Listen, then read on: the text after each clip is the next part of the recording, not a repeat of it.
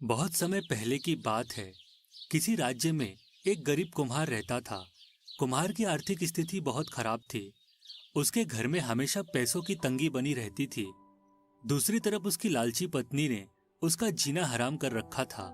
फिर एक दिन कुम्हार अपने घर के सामने बैठकर घड़े बना रहा था कि तभी उसके पास एक मोटा आदमी आता है। अरे भाई, तुम तो बहुत ही बेकार घड़े बनाते हो। कल मैं तुमसे जो घड़ा खरीद कर ले गया था उसमें पानी डालते ही टूटकर बिखर गया। चलो, मुझे मेरे पैसे वापस करो। अरे नहीं, ये कैसे हो गया? साहब, मैं तो हमेशा अच्छे घड़े बनाता हूँ। नहीं नहीं, मैं कुछ नहीं सुनना चाहता। चलो जल्दी से मेरे पैसे वापस करो, वरना ठीक नहीं होगा। फिर आखिरकार मजबूर होकर कुम्हार उस मोटे आदमी के पैसे लौटा देता है। उसके जाते ही वहां एक और आदमी आ जाता है और वह भी कुम्हार से खराब घड़े की शिकायत करने लगता है। लेकिन देखते ही देखते वहां बहुत सारे लोग आ जाते हैं और कुम्हार से शिकायत करना शुरू कर देते हैं। बेचारा कुम्हार घर में रखे सारे पैसे उन लोगों को दे देता है। इस बात से कुम्हार की पत्नी बहुत क्रोधित होती है। हे भगवान, मेरी तो किस्मत ही फूट गई। कैसा नालायक पति मिला है, इसे तो ठीक से घड़े बनाना भी नहीं आता। देखो भाग्यवान, इस तरह की बातें करके तुम मेरी बेइज्जती कर रही हो। मैं इतने सालों से घड़े बनाता हूँ, लेकिन आज तक कभी शिकायत नहीं आई। पता नहीं आजकल क्या हो रहा है। लगता है मेरा समय खराब है। कोई समय वमय खराब नहीं है, तुम बहुत आलसी हो गए हो। मैंने सुना है पास के जंगल की मिट्टी बहुत अच्छी है, उससे बनाए हुए घड़े बहुत सालों तक टिकते हैं। तुम जंगल जाकर वहाँ से मिट्टी खोद कर ले आओ। अरे, वो जंगल तो बहुत दूर है, आने जाने में ही समय बर्बाद हो जाएगा। लेकिन अब तुम इतना जोर दे रही हो तो ठीक है, मैं आज ही जंगल जाकर मिट्टी खोद कर ले आता हूँ। इतना कहकर कुम्हार अपनी बैलगाड़ी में बैठकर जंगल की ओर रवाना हो जाता है। उसे मिट्टी खोदने के लिए सही जगह मिल जाती है। कुम्हार मिट्टी खोदना शुरू कर देता है, लेकिन तभी अचानक जमीन में उसे एक छोटा हाथी मिलता है जो किसी खिलौने की तरह दिखाई दे रहा था। वह हाथी पूरी तरह सोने का बना था। यह देख कुम्हार को अपनी आंखों पर यकीन नहीं होता। कुम्हार उस सोने के हाथी को लेकर अपने घर चला जाता है। सोने के हाथी को देख कुम्हार की पत्नी बहुत खुश होती है, लेकिन जैसे ही वह उस हाथी को हाथ लगाती है कि तभी वह हाथी मिट्टी के हाथी में बदल जाता है। अरे, ये क्या हो गया? ये सोने का हाथी मिट्टी में कैसे बदल गया? अरे हाँ, ये तो बहुत ही अजीब बात है। तभी अचानक उस हाथी का शरीर बड़ा होने लगता है और देखते ही देखते वह एक असली हाथी में बदल जाता है। मैं एक जादुई हाथी हूँ। मैं सिर्फ अच्छे और ईमानदार लोगों को ही मिलता हूँ। तुम एक भले इंसान हो। तुमने जिंदगी में कभी किसी को धोखा नहीं दिया और हमेशा पूरी ईमानदारी के साथ अपना काम किया है। इसीलिए मैं तुम्हें धनवान बनाना चाहता हूँ। यह सुनकर कुम्हार और उसकी पत्नी खुश हो जाते हैं। जिस जगह से तुम मुझे लेकर आए हो उस जगह पर वापस जाओ। वहां से ढेर सारी मिट्टी लेकर आओ और उस मिट्टी से 7 अलग अलग तरह के जानवर बनाओ। हाथी की यह बात सुनते ही कुम्हार अपनी बैलगाड़ी में बैठकर जंगल पहुंच जाता है और वहां से ढेर सारी मिट्टी खोदकर वापस अपने घर ले आता है। उसके बाद कुम्हार मिट्टी से 7 अलग अलग तरह के जानवर बनाकर तैयार कर देता है। अब तुम राजमहल के पीछे वाले बगीचे में जाओ। वहां तुम्हें एक फव्वारा दिखाई देगा। उस फव्वारे का पानी जादुई है। ये बात मेरे अलावा और कोई नहीं जानता। तुम वहां से एक मटका पानी लेकर आओ। ये सुनकर कुम्हार चोरी छुपे महल के पीछे वाले बगीचे में पहुंच जाता है और फव्वारे से एक मटका पानी निकालकर अपने घर लौट आता है। हाथी कुम्हार को मटके का सारा पानी मिट्टी के जानवरों के ऊपर डालने के लिए कहता है। कुम्हार बिना समय गवाए मटके का सारा पानी मिट्टी के जानवरों के ऊपर डाल देता है और अगले ही पल वह सभी जानवर सोने में बदल जाते हैं। अरे वाह, ये तो कमाल हो गया। ये सभी मिट्टी के जानवर सोने में बदल गए। अब तुम इन्हें ले जाकर बाजार में बेच दो। तुम्हारी गरीबी दूर हो जाएगी। इतना कहकर जादुई हाथी वहां से गायब हो जाता है। फिर अगले दिन कुम्हार वह सारे सोने के जानवर बाजार में जाकर बेच देता है और उसके बदले उसे ढेर सारे पैसे मिल जाते हैं। अपने सामने इतने सारे पैसे देख कुम्हार और उसकी पत्नी के मन में लालच आ जाता है। सुनिए जी, अगर हम दोनों रोज इसी तरह सोने के जानवर बनाकर बाजार में बेचने लगे तो कुछ ही दिनों में हम दोनों अपने राजा से भी ज्यादा धनवान हो जाएंगे। हाँ भाग्यवान, तुम ठीक कहती हो। हाथ में आया इतना अच्छा मौका हमें नहीं गंवाना चाहिए। फिर अगले दिन से कुम्हार जंगल से मिट्टी खोदकर रोज 7 जानवर बनाना शुरू कर देता है और रात होते ही दोनों पति पत्नी महल के फव्वारे से जादुई पानी चुराकर अपने घर ले आते थे और उस पानी के जरिए सभी मिट्टी के जानवरों को सोने में बदल देते थे। इस तरह कुछ ही दिनों में उनके पास ढेर सारे सोने के जानवर इकट्ठा हो जाते हैं। लेकिन फिर एक दिन अचानक जब वह दोनों फव्वारे से पानी चुरा रहे थे कि तभी 2 सिपाही उन्हें देख लेते हैं। ठहर जाओ, कौन हो तुम लोग और यहाँ क्या कर रहे हो? अरे नहीं, ये सिपाही कहाँ से आ गए? अच्छा, तो तुम दोनों यहाँ चोरी करने आए हो, लेकिन अब तुम दोनों नहीं बचोगे। नहीं नहीं सिपाही जी, हमें माफ कर दीजिए। हम दोबारा कभी इस महल में नहीं आएंगे। खामोश हो जा गुस्ताख, तूने राजमहल में घुसने की गलती की है। अब तुझे इसकी सजा मिलेगी। मैं अभी तुम दोनों को पकड़कर महाराज के सामने ले जाता हूँ। चलो यहाँ से। तुमने हमारे फव्वारे से पानी चुराने का अपराध किया है। चलो सच सच बताओ, आखिर तुम दोनों हमारे फव्वारे से पानी चुराकर क्या करते हो? राजा बहुत ही गुस्से वाला और जालिम था। उसके डर से कुम्हार और उसकी पत्नी राजा के सामने सारी बात का खुलासा कर देते हैं। सोने से बने जानवरों की बात सुनकर राजा के मन में लालच आ जाता है और वह उसी वक्त अपने सिपाहियों को भेजकर कुम्हार के घर में रखे सारे सोने के जानवरों को अपने कब्जे में ले लेता है।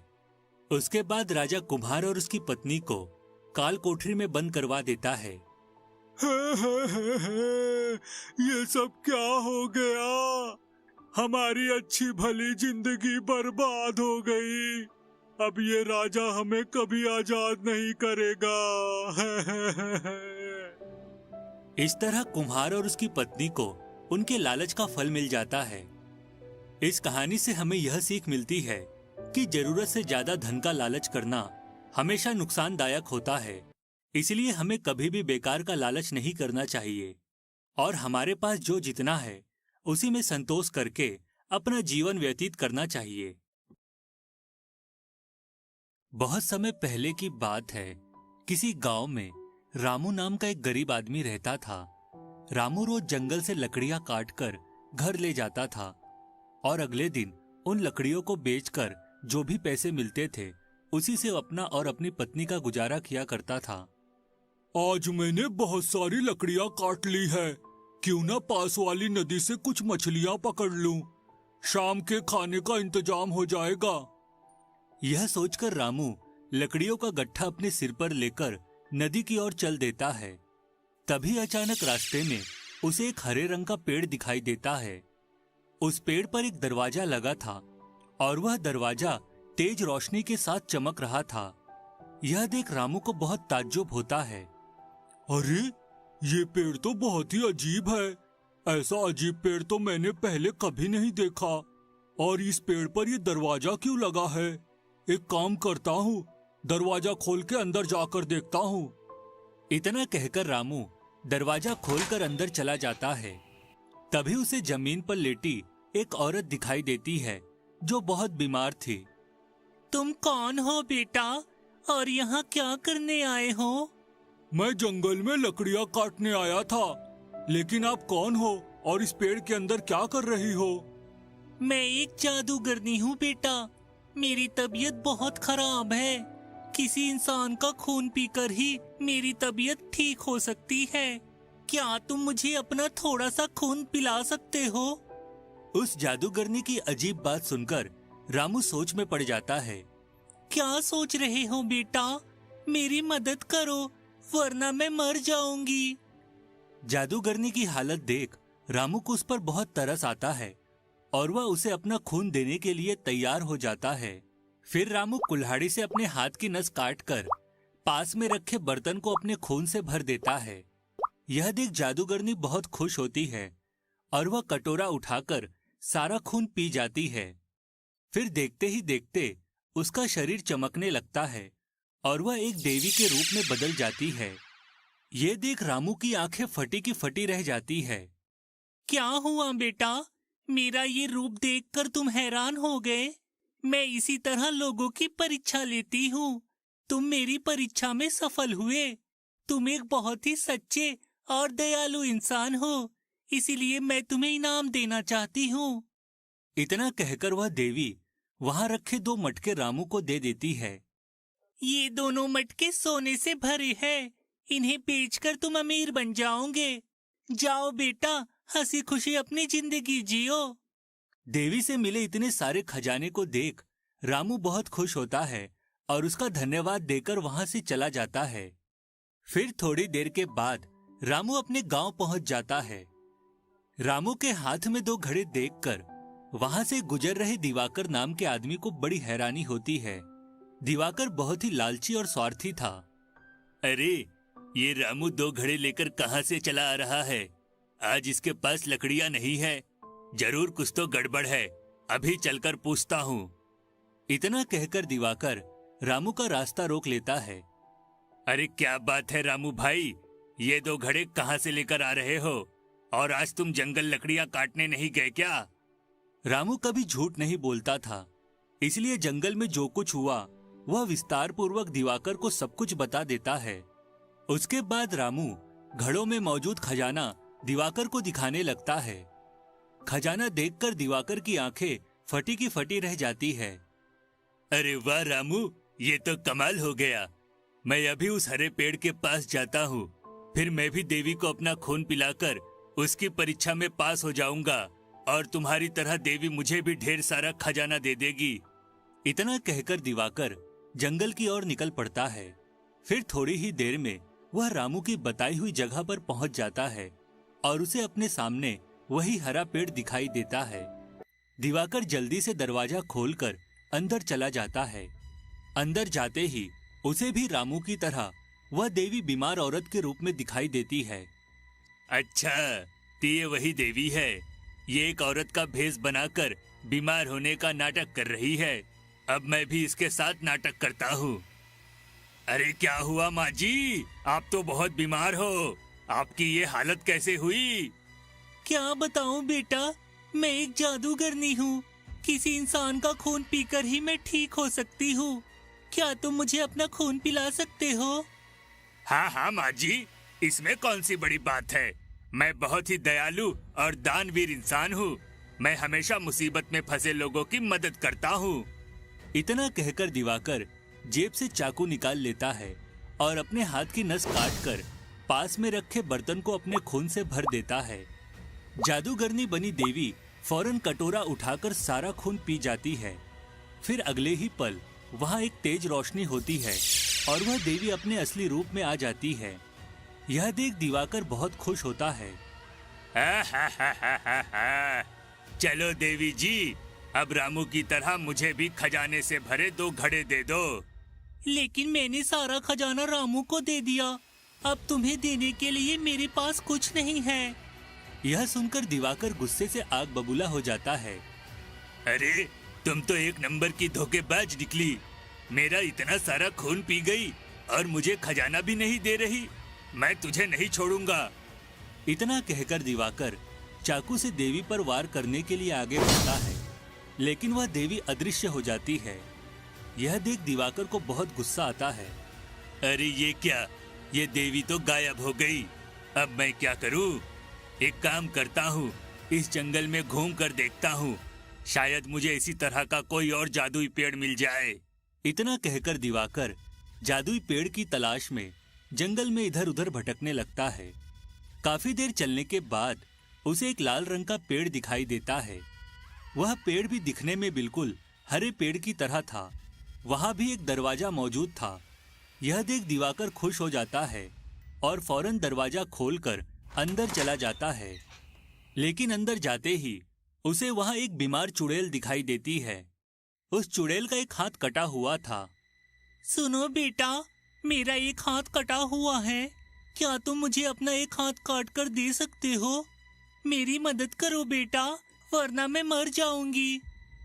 अच्छा, तो इस पेड़ की देवी मेरी परीक्षा लेने के लिए चुड़ैल का रूप धारण करके बैठी है।